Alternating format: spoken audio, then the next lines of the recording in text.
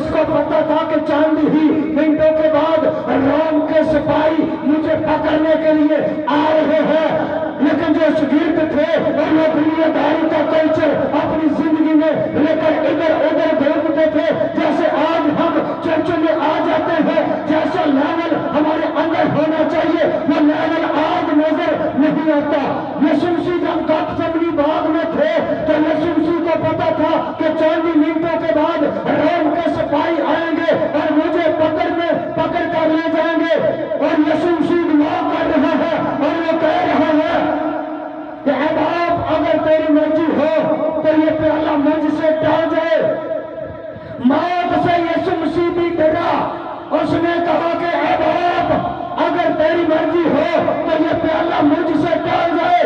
پھر اس نے کہا کہ میری مرضی نہیں بلکہ تیری مرضی پوری ہو۔ جب دعا کے بعد آئے تو شاگرد سو رہے تھے اور یسوع مسیح نے کہا کہ جاگو اور دعا کرو تاکہ تم اجمائش میں نہ پڑو۔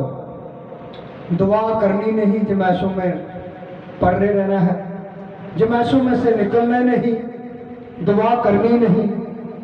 جب دعا کریں گے تو میرے بہنوں اور بھائیوں آسمان کھل جاتے ہیں۔ ایلیا نے دعا کی تو آسمان کھل گیا، پھر ایلیا نے دعا کی تو آسمان بند ہو گیا، یسوع مسیح نے دعا کی تو آسمان کھل گیا۔ آج میرے بہنوں اور بھائیوں چرچوں کے اندر آنے سے ہمارے اندر وہ لیول ہونا چاہیے۔ کلام مقدس ملتا ہے کہ تم ویسا ہی مزاج رکھو جیسا کہ مسیح یسوع کا بھی تھا۔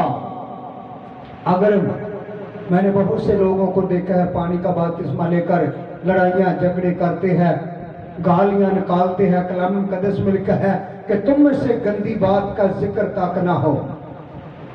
اگر گالیاں نکالیں گے تو کیا آسمان کی بادشاہی میں داخل ہوں گے؟ نہیں۔ خداوند کا بندہ پولس کہتا ہے کہ میں مسیح کے لیے دنیا داری کی چیزوں کو پورا اور کر سمجھتا ہوں، مسیح کے لیے، کسی انسان کے لیے نہیں۔ مسیح کے لیے گالیوں کو، تماچوں کو، لڑائیاں جھگڑوں کو برداشت کرنا پڑے گا۔ یوحنا کی انجیل میں لکھا ہے کہ جب تک جوڑوں کا دانہ زمین میں گر کر مر نہیں جاتا وہ اکیلا رہتا ہے، پھل نہیں لاتا۔ جب مسیح میں ہم مریں گے نہیں تو کیسے پھل آئے گا؟ ہمارے ساتھ نکالے اعمال کی کتاب، اس کا 8 باب اور اس کی بھی ہم 30 آیت سے شروع کریں گے۔ 8 باب اور اس کی 30 آیت۔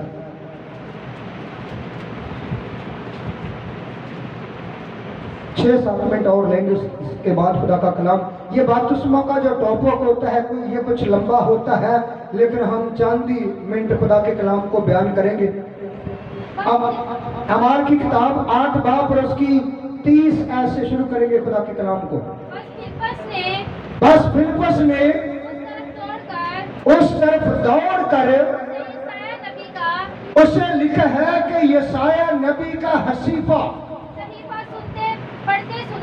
یسایہ نبی کا صحیفہ پڑھتے ہوئے سنا اور کہا، اور تو جو پڑھتا ہے اسے سمجھتا بھی ہے۔ اس نے کہا یہ اس سے کیوں ہو سکتا ہے جب تک مجھے کوئی ہدایت نہ کرے۔ تو اس نے فلپس سے درخواست کی میرے پاس آ بیٹھ،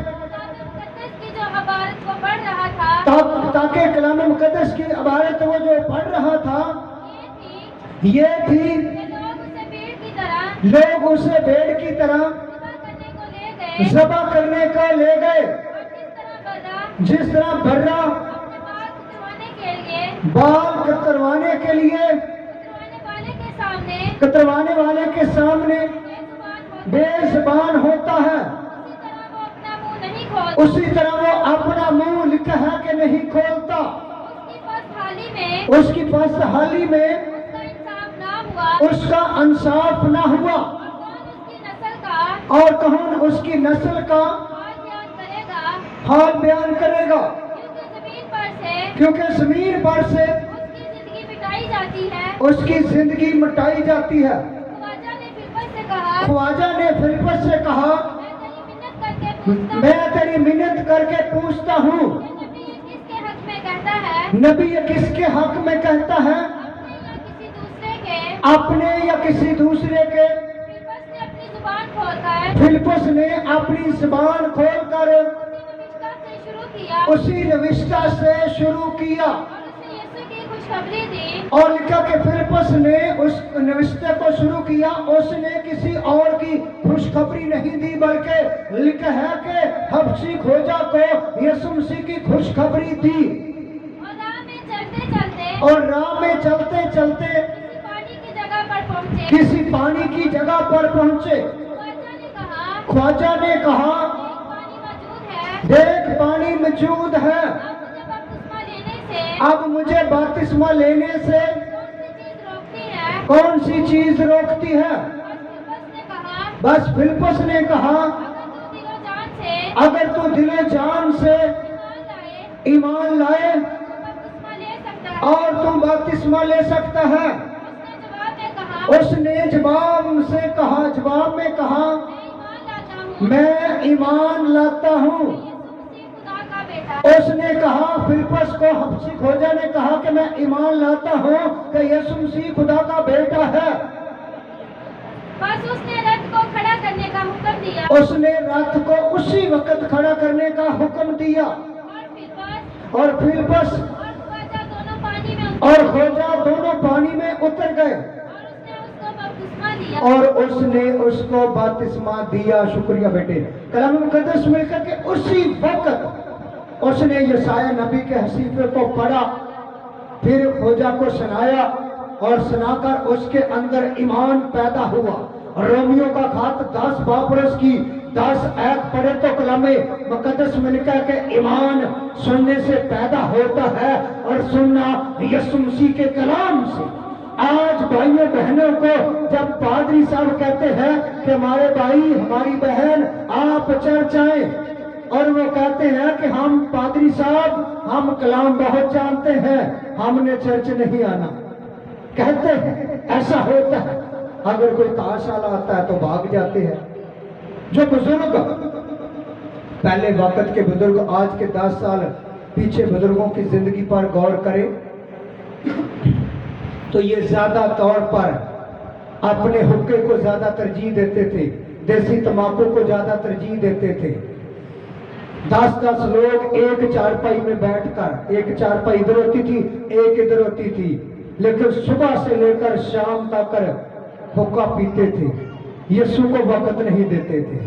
आज मेरे बहनों और भाइयों को कब्रों के अंदर है, निजात पाने वाले काम लोग हैं। जो लोग अपने आप को बदल लेते हैं, खुदा उनके हालात को बदल देते हैं, जिंदगी को बदल देते हैं। जो देसी घी की बातें करते रहते हैं, खुदा उनके हालात को नहीं बदलता। आज मेरे बहनों और भाइयों, सुबह जब अजानें होती थी तो वो अपनी वाइफ को कहते थे, ना हाथ मुंह धोते थे, ना पानी पीते थे, ना दुआ करते थे। अपनी बीवी को वो बताते थे कि आप जल्दी से आग हमारे हुक्के पर रखें ताकि मैं हुक्का पीऊं। मेरे बहनों और भाइयों, हमारे एक ताया जी थे, वो बहुत बीमार थे।